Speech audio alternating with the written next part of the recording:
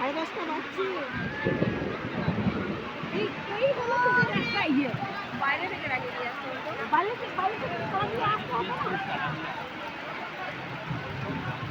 ভুলবার কেন? বাইরে থেকে তারা দিয়ে আসতে হতো। ওকে।